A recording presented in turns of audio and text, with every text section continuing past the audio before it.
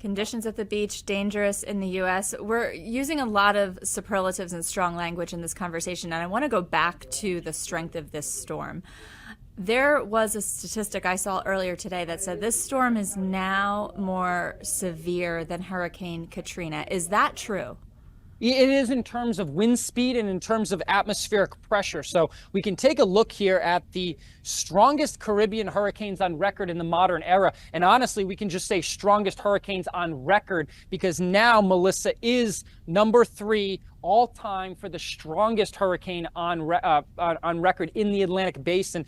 We had this 896 pressure, but that has since come down several millibars from there. So that now puts the storm tied with the Labor Day hurricane, which is not listed on here because it was not a Caribbean hurricane, but it's now tied for the 3rd strongest on record for atmospheric pressure, and the 2nd strongest on record tied for wind speed. And it's possible here that it could catch Gilbert, who's number 2 on the all-time list. I think it would be really hard to catch Wilma before the storm makes landfall, but it is possible that the storm could get to number 2 on the pressure list all-time in the tropical Atlantic. Now, there's one area where it might not be in the top 3. Can you talk about the diameter and the size? Is this hurricane as large as it could be?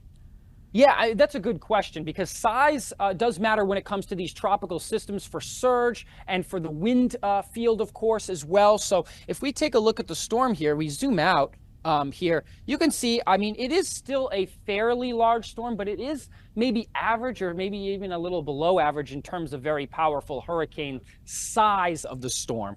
You know, some of the largest storms I remember seeing, Hurricane Ike in the tropical or in the Gulf here, it almost took up the entire Gulf. It was so large before going into Texas. So while this storm is very powerful, it isn't as large as some of the other hurricanes. We think about hurricanes like Hurricane Andrew that hit Florida in 1992. That storm was relatively small in size, but it was small and mighty. It was a Category 5 at landfall, but that wind field was a little bit smaller during Hurricane Andrew. So this is a similar situation where the wind field is compact. Those really strong winds are going to be right at the center of circulation or right around that eye, right in that eye wall. And then once you get away from that, the winds are going to considerably come down, but we still do expect hurricane force wind gusts across the entire island of Jamaica.